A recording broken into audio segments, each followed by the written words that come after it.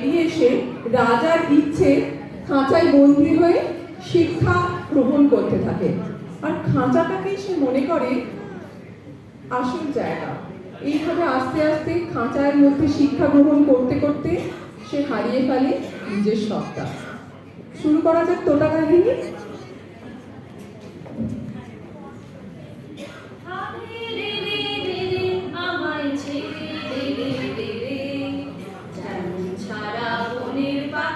মনের আনন্দে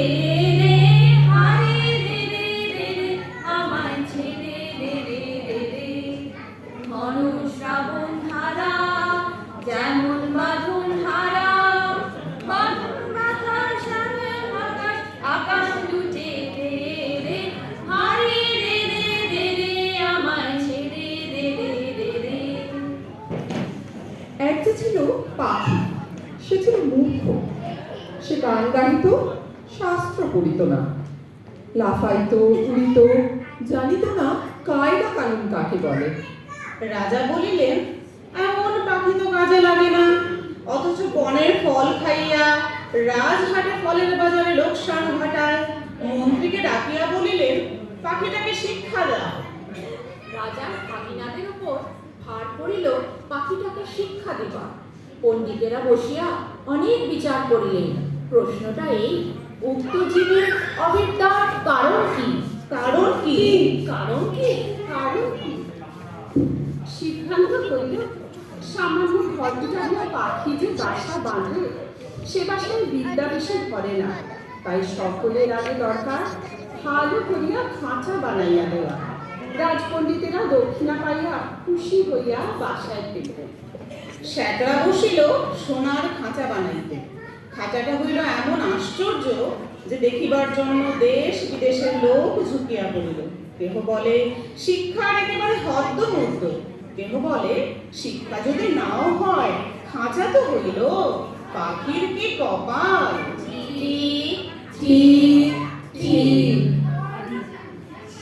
শ্যাকরা ওদের বোঝাই করিয়া বকশিস পাইত। খুশি হইয়া সে তক্ষুনি দিল বাড়ির দিকে। পণ্ডিত বসিলেন পাখি বিদ্যা শিখাইতে। নশ্বর লইয়া বলিলেন, অল্প পুঁথির কর্ম নয়। ভাবিনা তখন পুঁথি লেখকদের তলব করিলেন। তারা পুঁথির নকল করিয়া এবং নকলের নকল করিয়া পর্বত প্রমাণ করিয়া তুলিল। যে দেখিল সে বলিল, সাবাস, বিদ্যার ধরে না। চলো নিয়ম মতে, চলো নিয়ম মতে, চলো নিয়ম মতে, দূরে তাকিও নাকো, ধার বাকিও নাকো, চলো সমান পথে, চলো নিয়ম মতে, চলো নিয়ম মতে। লিপিকরের দল পারিতোষিক লইল বলদ বোঝাই করিয়া, তক্ষুনি ঘরের দিকে দৌড় দিল। তাদের সংসারে আর টানাটানি রহিল না। ভাগিনীদের খবরদারি সীমা নাই, মেরামত তো লাগিয়াই আছে। তারপরে ছাড়া মোছা পালিশ করার ঘটা দেখিয়া সকলেই বলিল, উন্নতি হয়েছে। লোক লাগিল বিস্তর, এবং তাদের উপর নজর রাখিবার জন্য লোক লাগিল আরো বিস্তর। তারা মাস মাস মিঠা মিঠা তনখা লইয়া সিন্ধুক বোঝাই করিল। তারা এবং তাদের মামাতো খুড়তুতো মাস্তুতো ভাইরা খুশি হইয়া কোঠাবালাখানায় গদি পাতিয়া বসিল।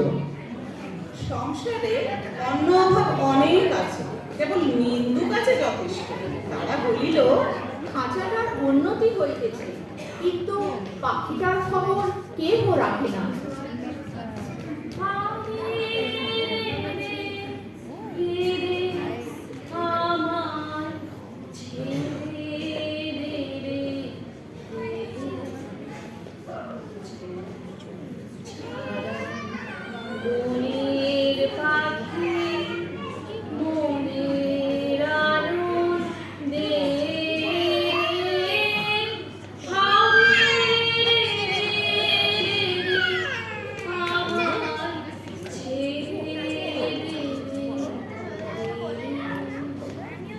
কথাটা রাজার কানে গেল। তিনি ভাগিনাকে ডাকিয়া বলিলেন, ভাগিনা, একই কথা শুনি। ভাগিনা বলিল, মহারাজ, সত্য কথা যদি শুনবেন তবে ডাকুন স্যাঁকড়াদের, পণ্ডিতদের, লিপিকরদের, ডাকুন যারা মেরামত করে এবং মেরামত তদারক করিয়া বেড়ায়। মৃত্যুগুলো খাইতে পায় না বলিয়াই অন্য কথা বলে। জবাব শুনিয়া রাজা অবস্থাটা পরিষ্কার বুঝিলেন, আর তখনই ভাগিনার গলায় সোনার হার চড়িল। শিক্ষা যদি ভয়ঙ্কর তেজে চলিতেছে, রাজার ইচ্ছা হইল স্বয়ং দেখিবেন। একদিন তাই পাত্র, মিত্র, অমাত্য লইয়া শিক্ষাশালায় তিনি স্বয়ং আসিয়া উপস্থিত। দেউড়ির কাছে অগ্নি বাজিল।